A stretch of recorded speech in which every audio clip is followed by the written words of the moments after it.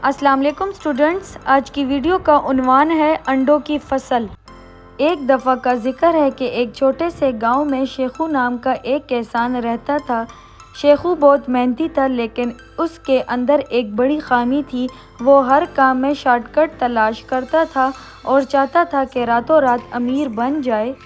ایک دن شیخو بازار سے مرغیاں خریدنے گیا تو اسے ایک عجیب و غریب سوداگر ملا۔ اس سوداگر نے دعویٰ کیا کہ اس کے پاس ایسی جادوئی مرغیاں ہیں جو عام مرغیوں سے مختلف ہیں۔ شیخو نے تجسس میں آ کر پوچھا، ان میں ایسی کیا خاص بات ہے؟ سوداگر نے جواب دیا، یہ مرغیاں انڈے نہیں دیتی، بلکہ ان کے انڈے زمین میں بیج کی طرح بوئے جا سکتے ہیں، جس سے انڈوں کی فصل اگتی ہے۔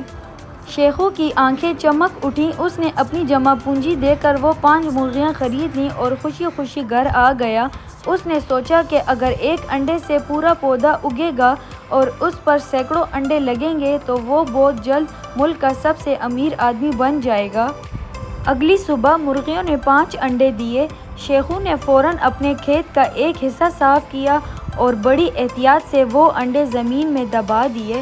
وہ روزانہ ان کو پانی دیتا اور رات بھر بیٹھ کر پہرا دیتا کہ کہیں کوئی جانور انہیں نکال نہ لے۔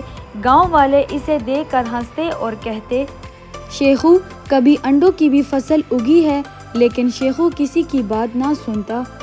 کچھ دن گزرے تو اتفاق سے زمین سے کچھ کونپلیں پھوٹتی نظر آئیں۔ دراصل وہ انڈوں کی وجہ سے نہیں بلکہ زمین میں پہلے سے موجود کسی جنگلی بیل کے بیج تھے۔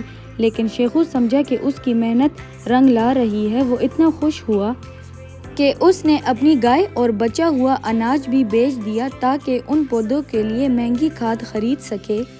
وقت گزرتا گیا، پودے بڑے ہوئے اور ان پر چھوٹے چھوٹے گول پھل لگنے لگے۔ دور سے وہ بالکل سفید انڈوں کی طرح لگتے تھے۔ شیخو کی خوشی کا ٹھکانہ نہ رہا۔ اس نے پورے گاؤں میں ڈنڈورا پیٹ دیا کہ آج میرے انڈوں کی فصل تیار ہے، جس نے دیکھنی ہے آ جائے۔